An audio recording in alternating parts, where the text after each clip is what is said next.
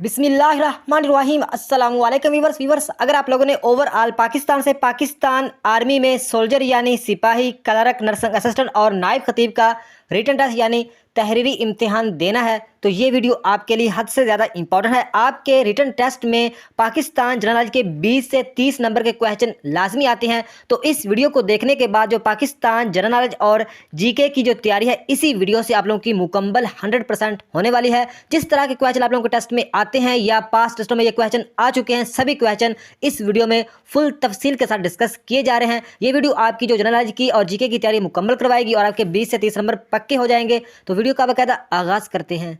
Question number 1, largest and smallest bird in the world. यानी इस question में हमें यह बताना है कि पूरी दुनिया में जो लार्जेस्ट एंड स्मॉलेस्ट यानी बड़े से बड़ा और छोटे से छोटा जो परिंदा है वो कौन सा है।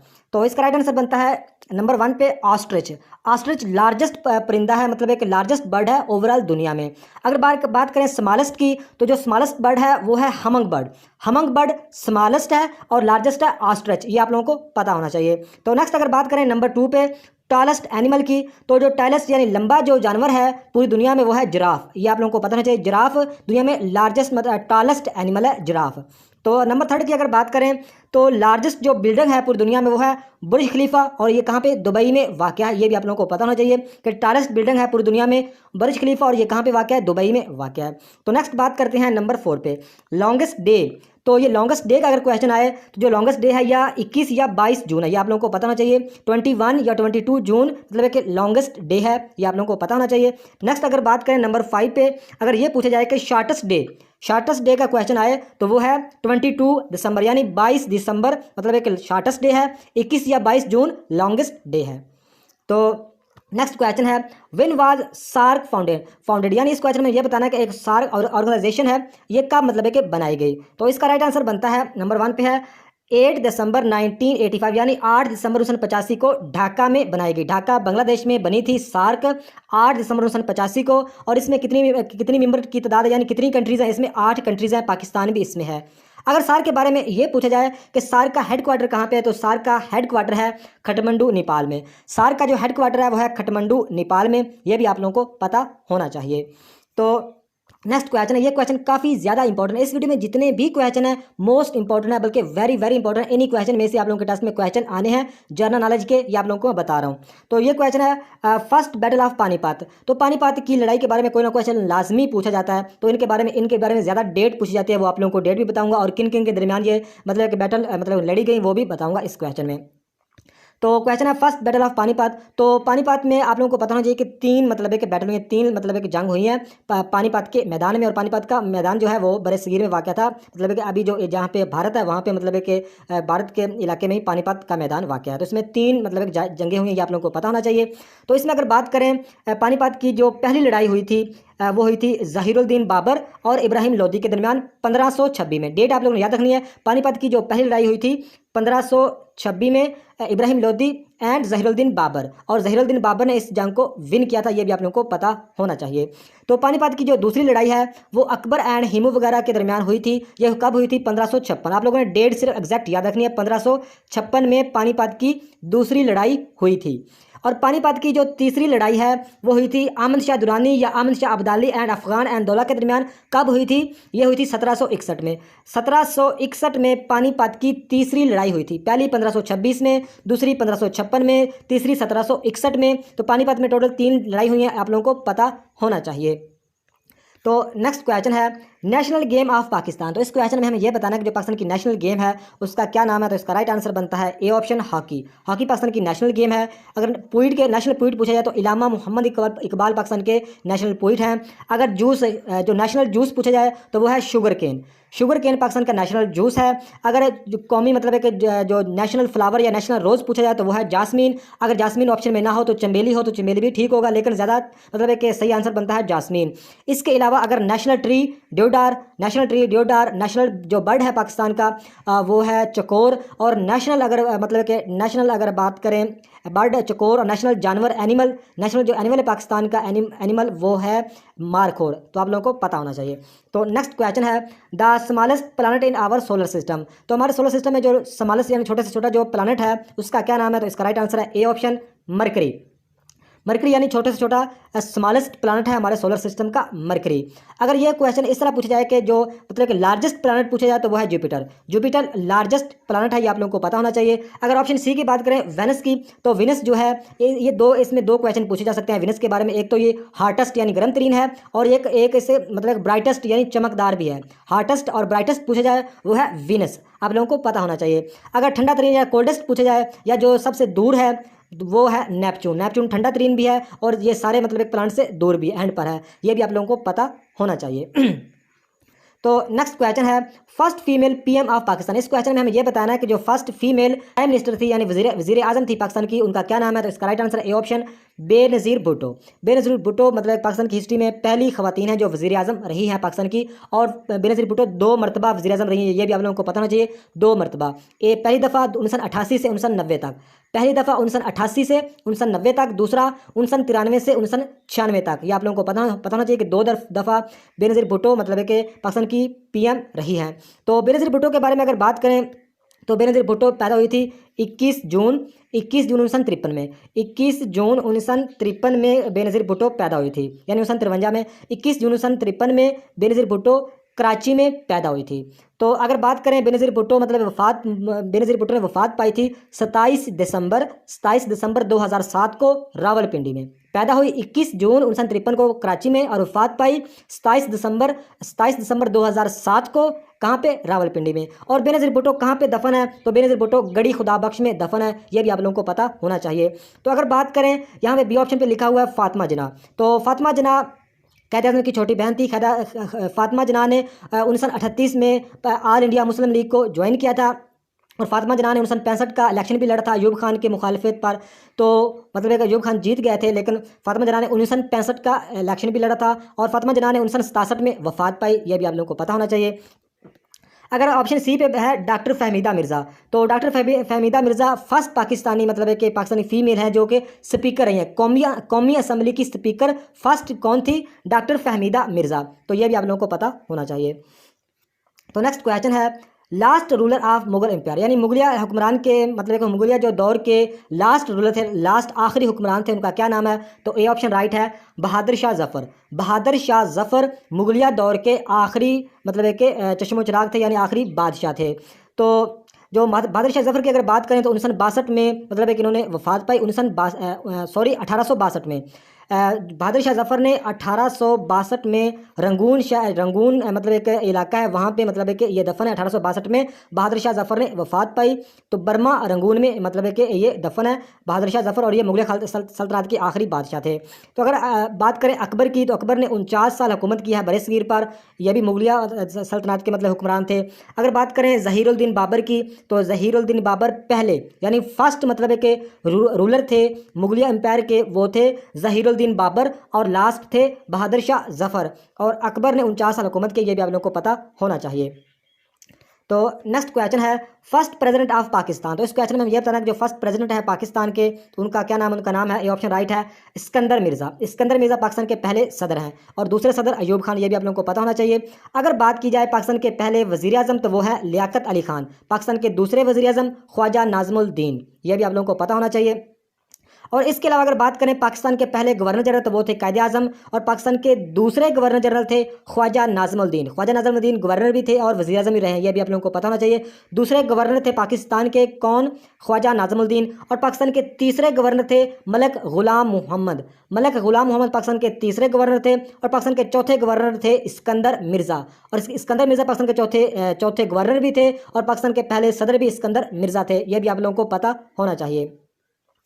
तो नेक्स्ट क्वेश्चन है the capital city of Russia. इस क्वेश्चन में हम ये बताना है कि जो कैपिटल सिटी है यानी कैपिटल दारुल हुकूमत है रशिया का, वो कौन सा है। तो इसका राइट आंसर है बी ऑप्शन, यानी जो रशिया का कैपिटल है वो है मॉस्को। मॉस्को रशिया का कैपिटल है। तो नेक्स्ट बात करते हैं कि ये जो मोस्ट इंपॉर्टेंट कंट्रीज़ हैं कि इनके कैपिटल और करेंसी आप लोगों को लाजमी आने चाहिए। तो अगर बात करें चाइना की, तो चाइना का जो कैपिटल है वो है बीजिंग है, और चाइना की जो करेंसी है वो है युआन, YUAN, युआन या रिनमिंबी। चाइना की करेंसी है युआन या रिनमिंबी, और चाइना का कैपिटल बीजिंग।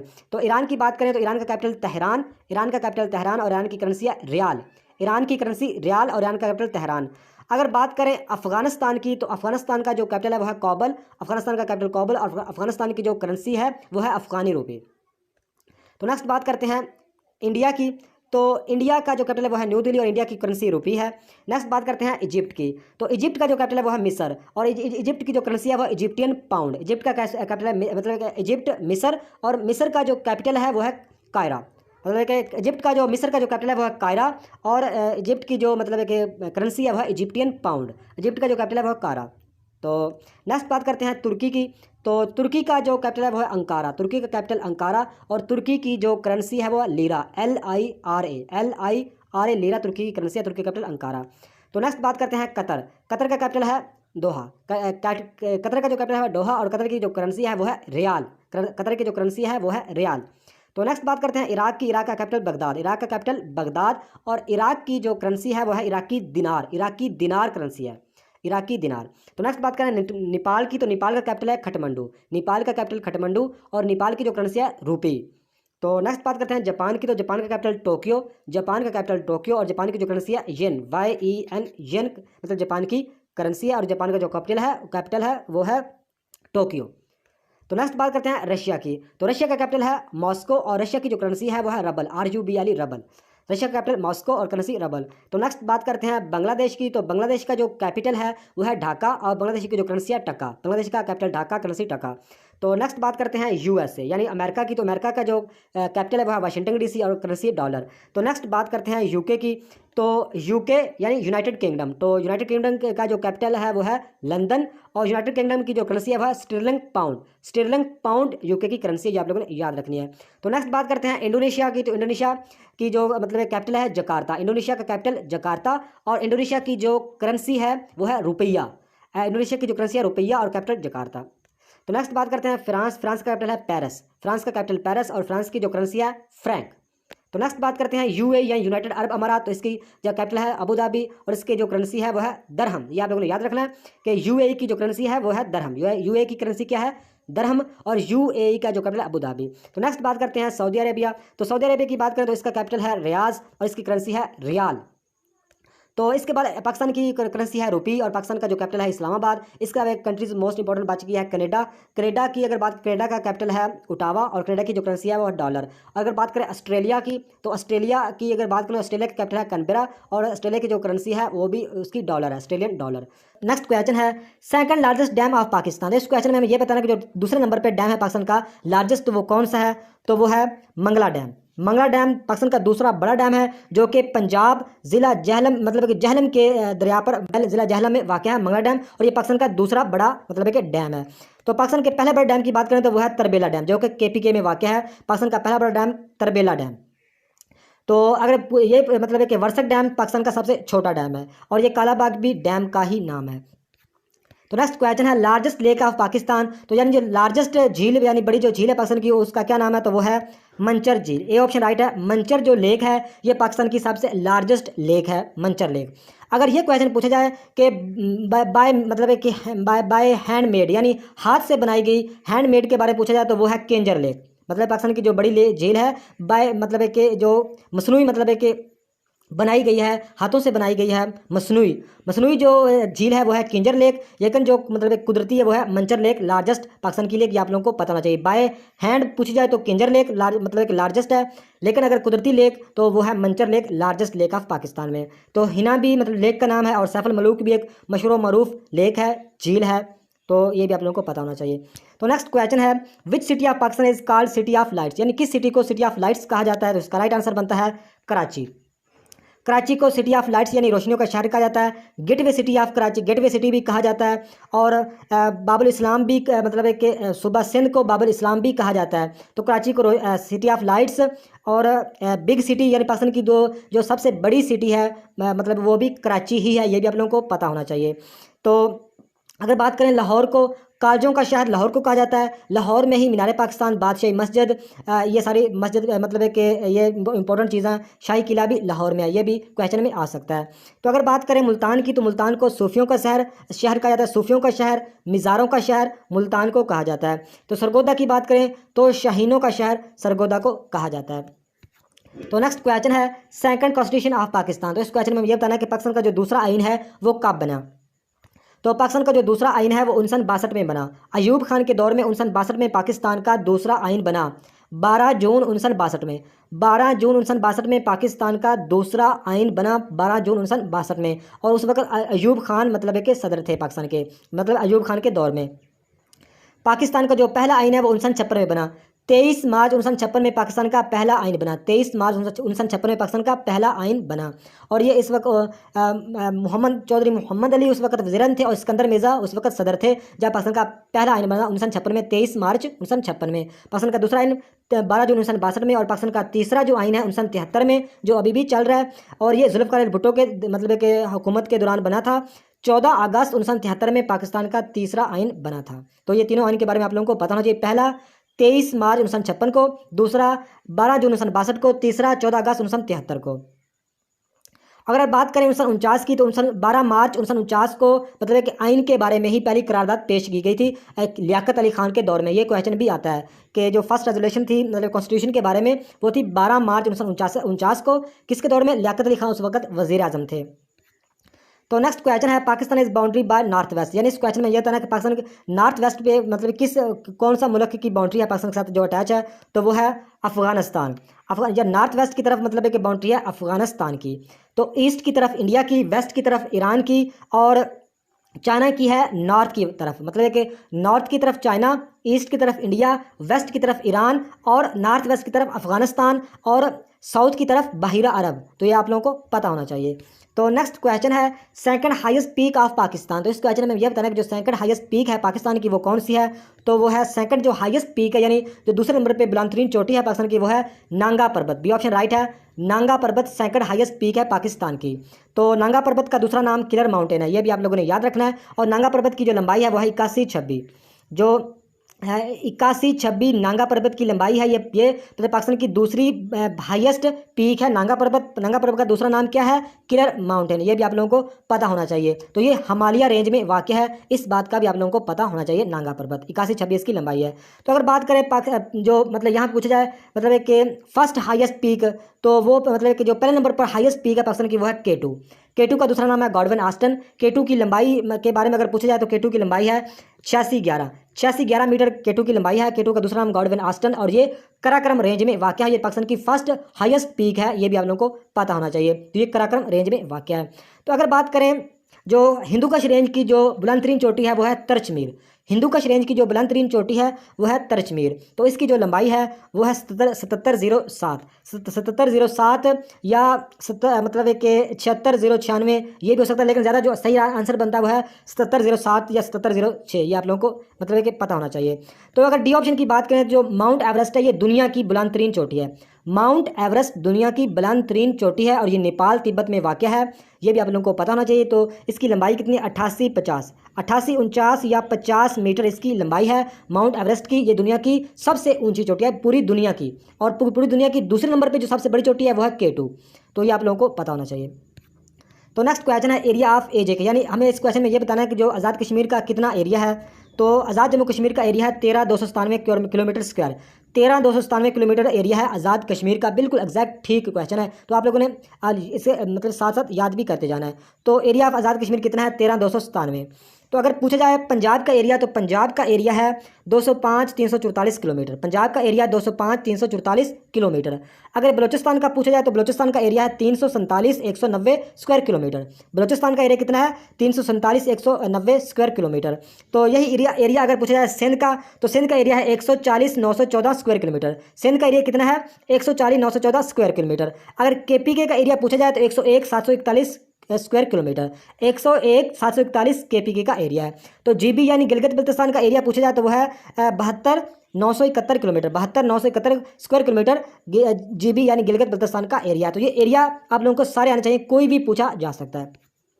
तो नेक्स्ट क्वेश्चन है Pakistan national anthem adopt on, यानी पाकिस्तान को जो नेशनल एंथम है वो कब अडॉप्ट किया गया। तो इसका राइट आंसर है मतलब है कि ये 16 अगस्त, इसमें कन्फर्म डेट नहीं है लेकिन आप लोगों को सिर्फ याद रखना है अगस्त 1954। अगस्त 1954 को पाकिस्तान का जो नेशनल एंथम है अडॉप्ट किया गया था। तो नेशनल एंथम के बारे में अगर मतलब नेशनल एंथम को रोट किसने किया था यानी लिखा किसने था? हफीज़ जलंधरी ने। और कंपोज किया था आमद गुलाम अली छागला ने। आमद गुलाम अली छागला ने नेशनल एंथम को कंपोज किया था और लिखा था हाफिज जलंधरी ने। कब हुआ ये? अगस्त 1954 को ये अडॉप्ट किया गया। और यहीं पे एक क्वेश्चन और भी बता दूं कि पाकिस्तान का जो झंडा मतलब है कि डिज़ाइन किया किसने किया था, तो वो किया था अमीरुद्दीन कुदवाई। अमीरुद्दीन कुदवाई ने पाकिस्तान का झंडा मतलब है कि बनाया था, तरतीब दिया था। नेक्स्ट क्वेश्चन है the capital city of Australia. काफ़ी इंपॉर्टेंट क्वेश्चन है। कैपिटल सिटी ऑस्ट्रेलिया की कैपिटल सिटी बतानी है तो वो है कैनबरा। कैनबरा ऑस्ट्रेलिया की मतलब है कि कैपिटल सिटी है और ऑस्ट्रेलिया की जो करेंसी है वो है डॉलर। तो नेक्स्ट क्वेश्चन है विन पाकिस्तान ज्वाइन ओआईसी, यानी इस क्वेश्चन में ये बताना है कि पाकिस्तान ने कब मतलब है कि जो ऑर्गेनाइजेशन है ओआईसी को कब ज्वाइन किया था। तो सबसे पहले आप लोगों को ओआईसी के बारे में पता होना चाहिए। ओआईसी की फुल फॉर्म है इस्लामिक मतलब एक organisation of Islamic cooperation. Organisation Islamic cooperation OIC की फुल फॉर्म है। ओआईसी की फुल फॉर्म क्या है? Organisation Islamic cooperation. तो ये मतलब है कि कब मतलब एक पाकिस्तान ने ज्वाइन किया, तो ये पाकिस्तान ज्वाइन किया था सितंबर 1969 को, यानी 1969, यानी सितंबर 1969 को पाकिस्तान ने ओआईसी को ज्वाइन किया था। और ओआईसी बनी भी 1969 को ही थी। ये भी आप लोगों को बताना चाहिए कि 22 से 25 सितंबर 1969 को ओआईसी बनी थी। कहाँ पे बनी थी? रब्बात में। ये भी आप लोगों को पता होना चाहिए। ओआईसी में तकरीबन 57 कंट्रीज़ हैं, 56 या 57 कंट्रीज़ हैं ओआईसी में। और जो ओआईसी का हेडक्वार्टर है वो है जद्दा सऊदी अरब में। जो है ओआईसी का हेडक्वार्टर है वो है जद्दा सऊदी अरबिया में। ओआईसी का हेडक्वार्टर है, पाकिस्तान भी ओआईसी में शामिल है। तो ये आप लोगों को सारा पता होना चाहिए। तो नेक्स्ट क्वेश्चन है first round table conference was held, यानी इस क्वेश्चन में हमें ये बताना कि जो फर्स्ट मतलब राउंड टेबल कॉन्फ्रेंस यानी गोल मेज कॉन्फ्रेंस कब हुई थी। तो जो फर्स्ट राउंड टेबल कॉन्फ्रेंस हुई थी वो हुई थी 1930 में। 1930 में फर्स्ट हुई थी, ये आप लोगों को पता होना चाहिए कि 1930 में फर्स्ट, 1931 में सेकंड और 1932 में थर्ड। तो ये तीनों के बारे में आप लोगों को पता होना चाहिए कि जो राउंड टेबल कॉन्फ्रेंस ये 3 हुई हैं, ये भी आप लोगों को पता होना चाहिए। तो पहली हुई थी 7 नवंबर 1930 को, दूसरी 7 सितंबर 1931 को और तीसरी हुई थी 17 नवंबर 1932 को। और 1930 में अल्लामा इकबाल ने खुतबा इलाहाबाद भी पेश किया था, ये भी आप लोगों को पता होना चाहिए। 1931 में गांधी इरविन पैक्ट भी हुआ था। 1931 में गांधी इरविन पैक्ट भी हुआ था। और 1933 की बात करें तो 1933 में पाकिस्तान का नाम तजवीज़ किया गया। किसने तजवीज़ किया? चौधरी रहमत अली ने। और किस किताब में लिखा था? नो आर नेवर, अभी नहीं तो कभी नहीं। तो नेक्स्ट क्वेश्चन है फिर मुस्लिम लीग वाज फाउंडेड, यानी मुस्लिम लीग को कब मतलब बनाया गया। तो मुस्लिम लीग बनी थी 30 दिसंबर 1906 को। मुस्लिम लीग बनी थी 30 दिसंबर 1906 को और इसके पहले सदर थे सर आगा खान। तो ये आप लोगों को पता होना चाहिए। तो मुस्लिम लीग को कायदे आज़म ने ज्वाइन किया था 10 अक्टूबर 1913 को, यह भी आप लोगों ने याद रखना है। तो इसके साथ एक क्वेश्चन है बी ऑप्शन पे 1905।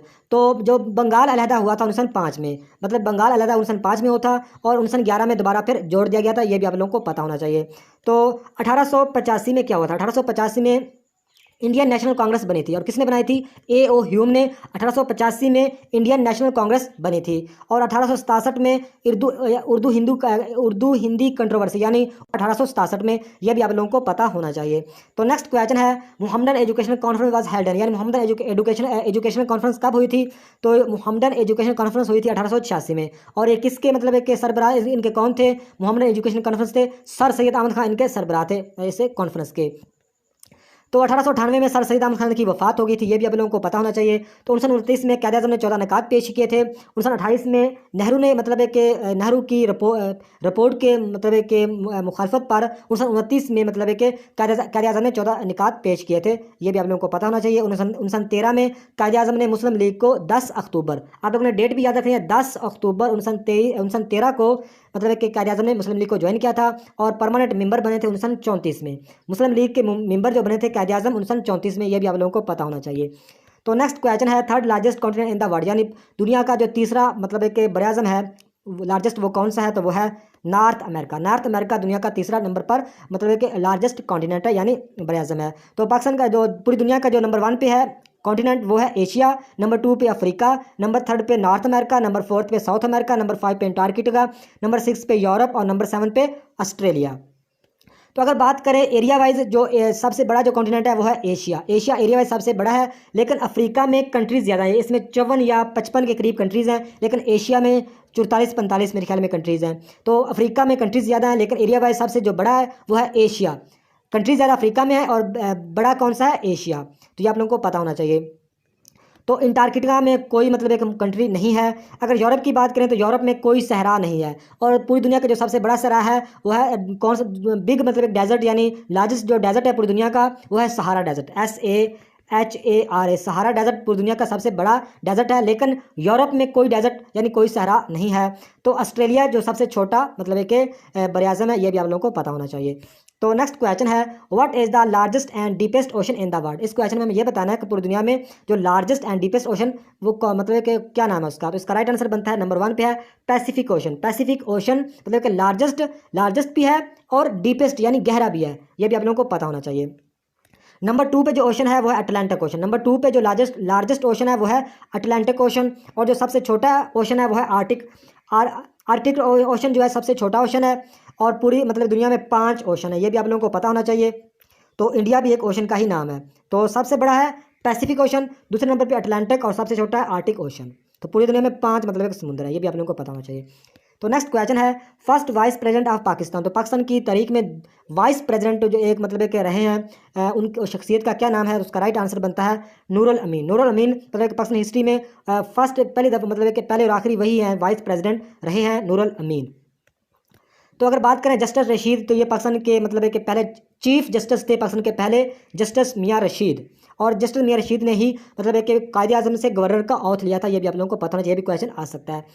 तो अगर पूछा जाए कि मतलब जो कैप्टन राजा सरवर हैं, ये पाकिस्तान के पहले मतलब है कि शहीद हैं जिनको निशाने हैदर मिला था।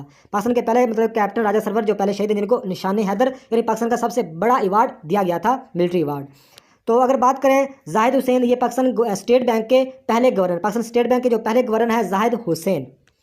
तो नेक्स्ट क्वेश्चन है, हेडक्वार्टर ऑफ UNO से यानी इस क्वेश्चन में ये बताना है कि जो UNO का हेडक्वार्टर कहाँ पे है। UNO को उर्दू में कहते हैं अक़वाम मुत्तहिदा। तो UNO की फुल फॉर्म है यूनाइटेड नेशन ऑर्गेनाइजेशन। UNO की फुल फॉर्म है यूनाइटेड नेशन ऑर्गेनाइजेशन। तो सबसे पहले हमें इस बात का पता होना चाहिए कि UNO यानी यूनाइटेड नेशन ऑर्गेनाइजेशन कब बनी। ये 24 अक्टूबर 1945 को बनी। 24 अक्टूबर 1945 को UNO बनी। कहाँ पे बनी? न्यूयॉर्क अमेरिका में इसका मतलब है कि दफ्तर है। इसका जो हेडक्वार्टर कहाँ पे है? न्यूयॉर्क USA यानी अमेरिका में।